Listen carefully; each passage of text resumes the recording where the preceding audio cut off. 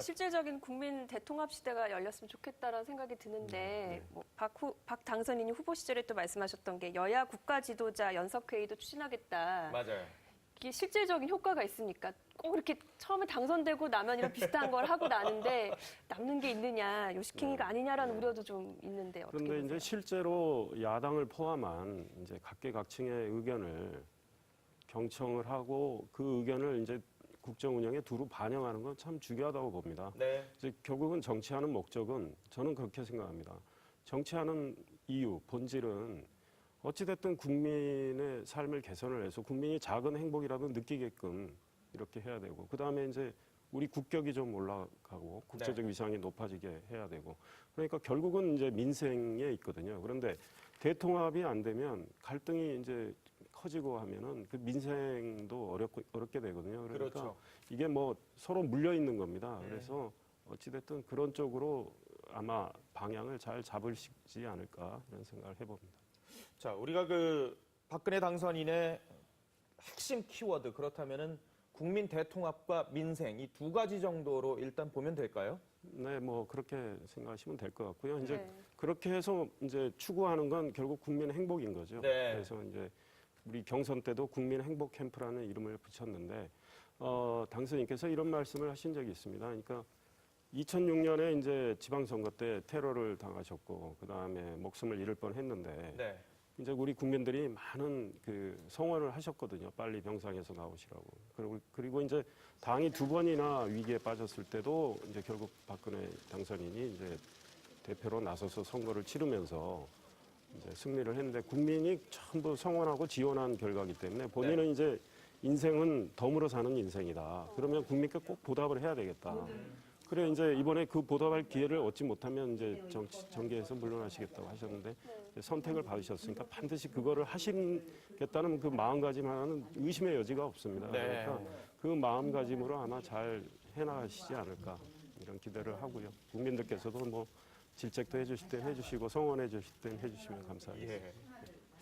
국민 대통합 관련해 가지고 임명직 목사가 이런 말씀을 하시더군요. 이 쌍용차 해고 노동자나 전태일 씨 유족 이런 분들을 정말 다시 한번 당선인 시절에 찾아뵈야 정말 진정성이 보이지 않겠냐라는 말씀을 하는데 어떻게 보세요? 이런 말씀. 그러니까 이제 그런 목소리를 포함해서 네. 많은 분들의 의견을 이제 잘 수렴을 해서 이제 앞으로 뭐 하나하나 풀어나가시지 않을까 이런 생각을 해봅니다. 그런 거 고심하고 계시겠죠, 뭐. 뭐 여러 가지 구상을 하시고 계실 테니까요. 네. 뭐 현재로서는 저는 뭐 제가 잘 모릅니다. 워낙 또 정치 경험이 풍부하시니까 예. 아주 큰 틀에서 지금 고심을 하시고 네. 계실 거라는 생각이 들고 저희들이 궁금한 건 이제 민생 부분을 정말 어떻게 살려주실까 하는 건데 경제 정책을 대대적으로 손보실 것 같기도 하고요. 여러 가지 예측들이 나오고 있는데 어떤 부분부터 좀 현실적으로 변화가 있을 거라고 보세요? 이제 경제는 현재 우리 경제가 참 어렵지 않습니까? 예. 특히 이제 중산층 서민이 많은 이제 고통을 느끼고 있고 이제 어찌됐든 지금 세계 경제도 나빠지고 있고 그러니까 이 먹고 사는 문제 다시 뭐 그게 행복과 직결이 돼 있기 때문에 그렇죠. 이 경제 위기를 잘 넘기는 문제가 이제 급선무인 것 같고 또 이제 그와 맞물려 있지만 이 경제 민주화 문제 그 박근혜 후보 경제 민주화를 진짜 총선 때부터도 강조를 해오셨는데 네. 그러니까 지금은 재벌의 경제력 집중에 따른 여러 가지의 시장의 불공정성 뭐 이런 문제를 또 해결을 해야 되고 그래서 뭐 대기업의 골목 이제 상권 침해 문제까지 그다음에 편법 상속의 문제 이제 하도급의 문제 이제 여러 가지 것들이 있는데 그걸 하면서 대기업과 중견기업, 중소기업이 이제 동반 성장을 해야 되는 문제 네. 이거를 잘 풀어가야 될 거고요. 뭐 어찌됐든 이제 그런 것들을 잘 풀면서 서민과 중산층이 좀 더 삶이 나아지고 박근혜 후보가 중산층 70% 프로젝트를 얘기하셨는데 네.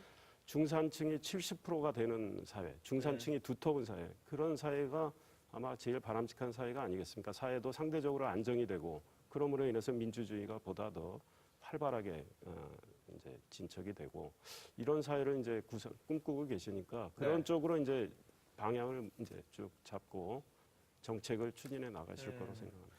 그런데 앞서 우리 취재 기자하고도 좀 얘기를 나눴습니다만은 일단 예산안 문제부터 지금 난항이에요. 이게 돈이 필요하잖아요. 공약 실천하려면은. 야당이 지금 반대를 하고 있는 상황인데 어떻게 헤쳐나갈 거라고 보세요? 이게 첫 번째 과제네요, 보니까. 그러니까 이제 원내 문제는 지금 원내 대변인이 계신데 예. 이제 우리 이양구 원내대표께서 일을 풀고 계신데 이제 제가 알기로는 국회가 이제 27일 원래 27일 본회의에서 이제 예산안을 처리할 계획입니다. 저희 네. 입장에서는 이제 그렇게 하기 위해서는 이제 야당과 남은 기간 동안에 협상을 긴밀하게 해야죠. 이제 뭐 대화를 해야 되겠죠. 그래서 잘 안 되면 뭐 28일로 이제 데드라인을 잡고 있는데 네.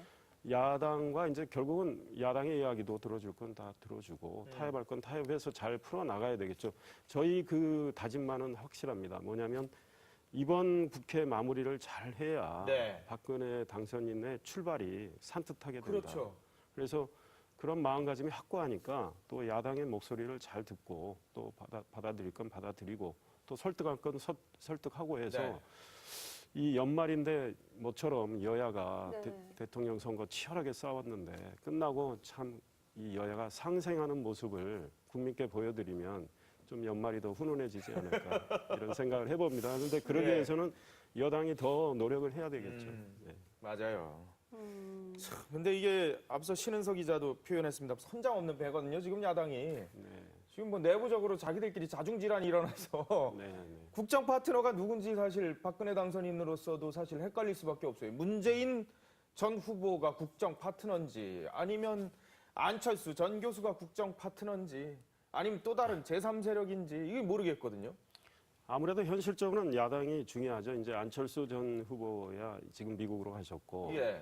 문재인 후보는 이제 어찌됐든 선거 패배 책임을 이제 본인이 지시고 뭐 물론 뭐 국회의원직은 유지하실 걸로 보지만 지금 민주당은 비상대책위 체제가 이제 뭐 구성이 될 거라는 그러겠죠. 게 언론 보도가 있는데 네. 어떤 분이 그걸 맡든 지금 이제 원내대표는 박지원 원내대표가 물러나시고 물러났잖아요. 이제 박기춘 수석 부대표께서 이제 그 대행을 하는데 네. 그분은 이양구 원내대표하고 이제 이번에 예산 문제 또 관련 부수법안 문제를 잘 마무리하시면 될 것 같고 네. 민주당은 이제 비대위 체제가 꾸려져서 뭐 새누리당과 대화를 통해서 네. 또 뭐 상생의 정치를 하는 그런 쪽으로 가면 좋을까 이렇게 생각하는데요. 민주당 사정은 뭐 저도 아이고, 잘 복잡해요, 모르겠습니다. 보니까. 예, 물론 뭐 그 안에 구성이 뭐 저도 이제 정치부 기자 출신이지만 뭐 친노 비노에서 아직도 이제 그 뭐 책임론도 있고 그런데 뭐 야당 사정까지 제가 뭐 언급하기는 그렇고 자관 예. 잘 좋은 비대위 체제가 꾸려져서 네. 그 야당의 우리 국민들의 48% 지지를 받은 그 야당이니까 그 국민들의 목소리를 야당이 잘 이제 우리 여당에게도 전달을 해주고 그러면 여당은 또 그걸 잘 경청을 해서 받아들일 건 받아들이면서 대화를 하고 새해부터는 좀 이제 새 정부도 출발하니까 뭔가 국민들이 바라는 건 좀 새신의 모습 아닙니까? 맞아요. 그러니까 새해부터는 정치권도 아 참 저쪽이 좀 달라지는구나 정치권이 좀 이제는 좀 믿음을 줘도 되겠구나 이런 이제 모습을 보여드리는 게 여든 야든 꼭 필요하다고 생각합니다. 네. 조금 전에 대변인께서 말씀을 하셨지만 그 박근혜 당선인이 51% 이상, 그러니까 과반을 넘긴 지지율을 획득했고 득표를 얻었고 야당도 만만치 않아서 48%의 지지를 얻었는데 어떻게 보면은 결정적으로 이렇게 좀 나누었던 지지층을 나누었던 이슈 중에 하나가 안보 문제가 아니었나 싶어요. 박 당선인이 좀 중도 쪽으로 말씀을 하시다가 이제 막판에 북한이 로켓 발사하면서 확실하게 좀 보수 색채를 내셨는데 당선인이 이제 대통령으로서 남북관계 풀어가야 되잖아요. 근데 네. 본인이 또 하신 말씀이 있으시고 네. 이게 조금 앞뒤가 이게 맞춰가는 게 쉽지 않을 것 같다는 생각이 드는데 박근혜 당선인 생각은 이제 확고합니다. 그 일단 튼튼한 안보가 네. 매우 중요하고 그래서 그 북한의 이제 소위 말해서 이 여러 가지 모험이나 도발에 대해서는 단호하게 대처를 하는데 이 경색된 남북 관계는 또 그것대로 풀어야 되거든요. 네. 그러니까 그런 걸 풀어가려면 이제 한꺼번에 되는 건 아니고 하나씩 풀어가야 되는데 그러면 첫째 제일 중요한 건 신뢰가 형성이 돼야 되거든요. 네. 그래서 네. 일단은 신뢰를 형성하기 위해서는 서로 대화를 해야 이제 될 텐데 이제 과거 우리 이명박 정부에서는 이제 여러 가지 조건들이 있었습니다. 네. 그런데 대화를 하면서 그러니까